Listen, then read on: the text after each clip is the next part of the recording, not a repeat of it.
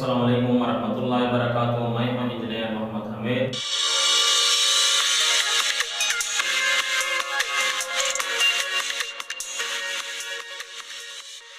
YouTube channel CACA बनो। तो आज का जो हमारा फिजिक्स का जो टॉपिक है वो है फिजिकल क्वांटिटीज, यानी ये क्वांटिटीज के मुतालिक हमारा आज का टॉपिक रहेगा। तो आइए चलते हैं बोर्ड की तरफ और हम इसको डिस्कस करते हैं। हमारे पास है फिजिकल क्वांटिटीज। हमारे पास जो क्वांटिटीज है असल में हम यहां से स्टार्ट करते हैं क्वांटिटी से। क्वांटिटी हम कहते हैं अमाउंट को, ठीक है, मिकदार ये बोलते हैं कि हमारे पास जो क्वांटिटी है it is the property which can be major.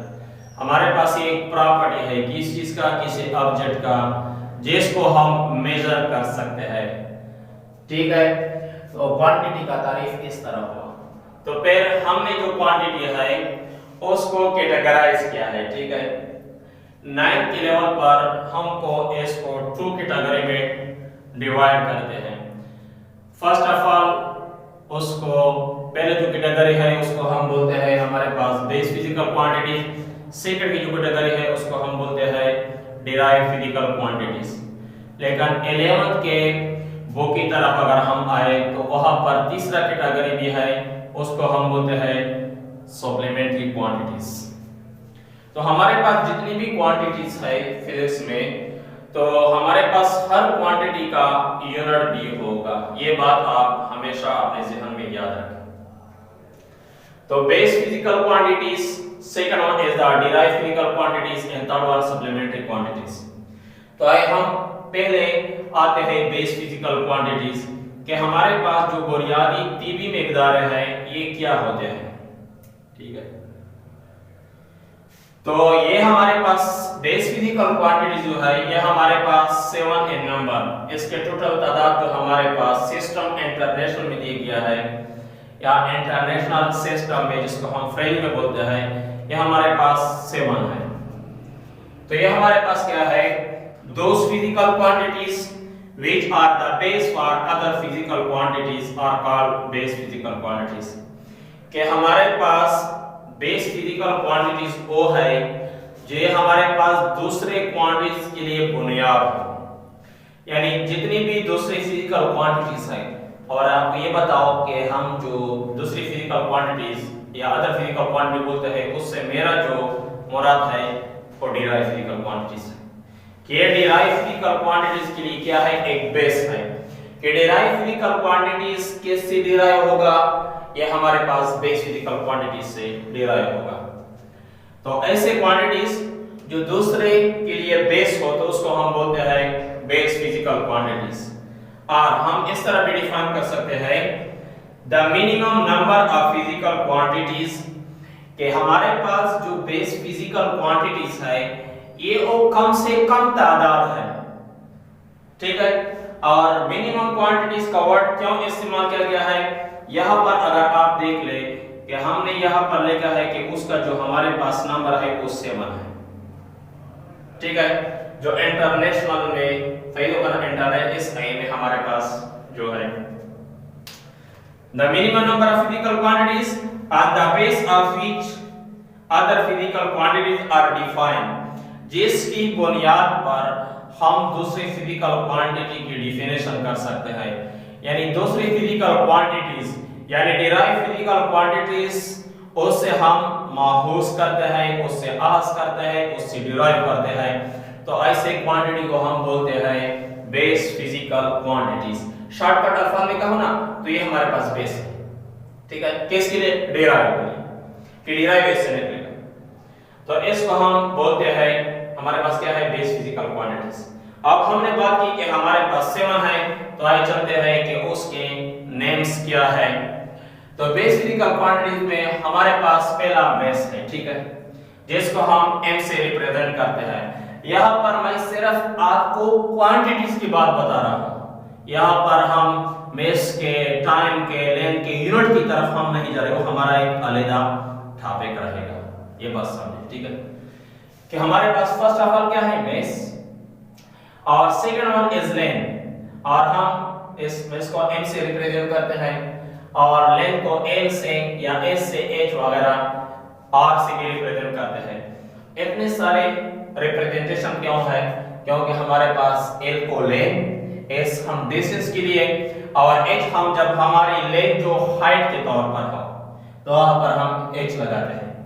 और जब हम बात करें हमारे पास सर्कल हो, और सर्कल में आपको पता है कि सर्कल में हमारे पास सेंटर है, और सेंटर से एनी पॉइंट, ठीक है, ये जो फासला है सेंटर से जो any point of the circle, इसको हम रेडियस बोलते हैं। तो रेडियस में हम लेंथ को r से रिप्रेजेंट करते हैं। ये हमारे पास क्या है, x y z।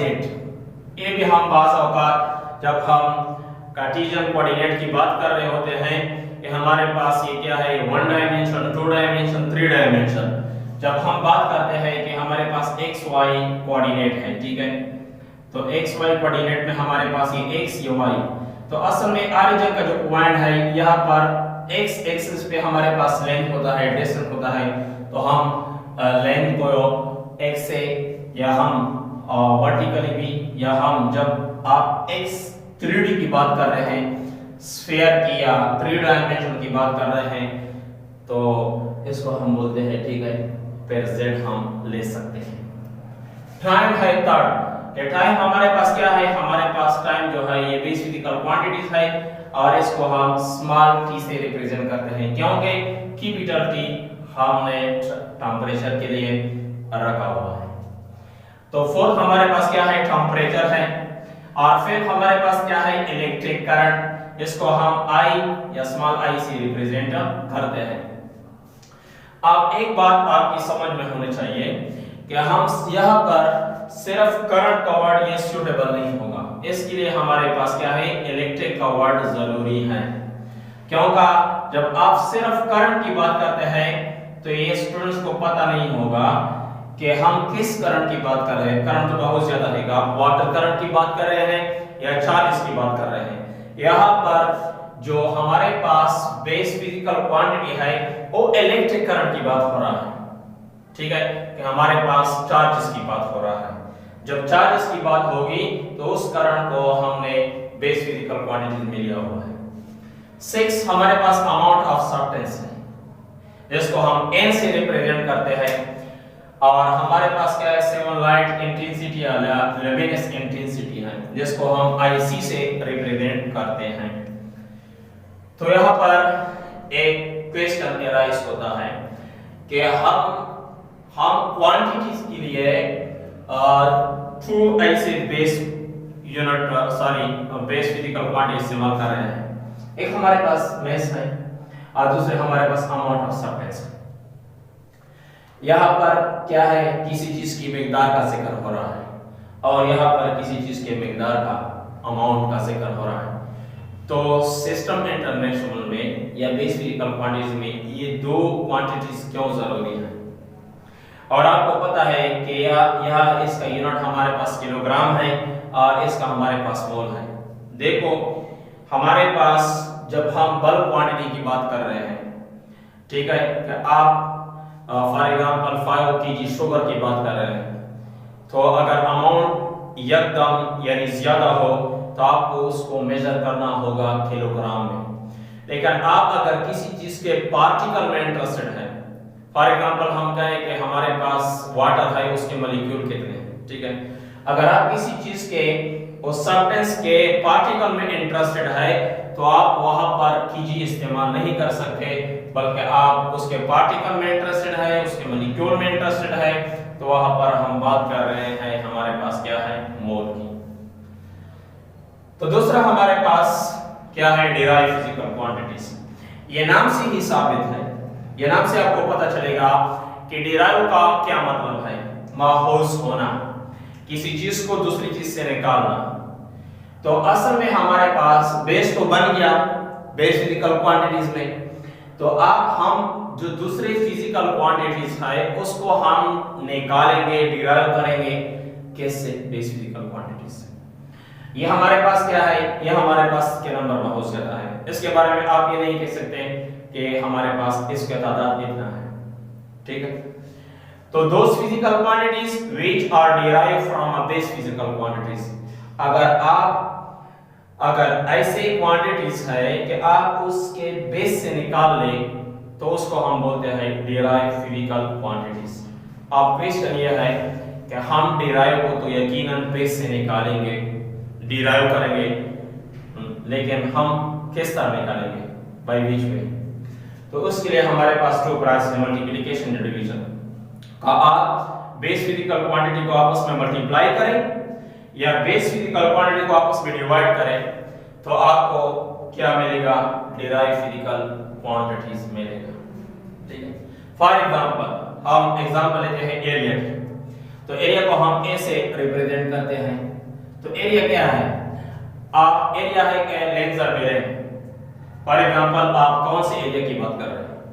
आप रेक्टेंगल एरिया की बात कर रहे हैं, रेक्टेंगल की, आप स्क्वायर की बात कर रहे हैं, आप ट्रायंगल की बात कर रहे हैं।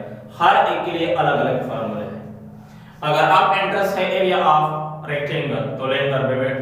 अगर आप you are interested and the area of a square then we will say length और ब्रेड्थ। अगर आप इंटरेस्ट है ट्रायंगल की तो हाफ ऑफ द लेंथ और ब्रेड्थ। ठीक है, तो यहां हम जनरल टर्मिनोलॉजी इस्तेमाल करने वाले हैं।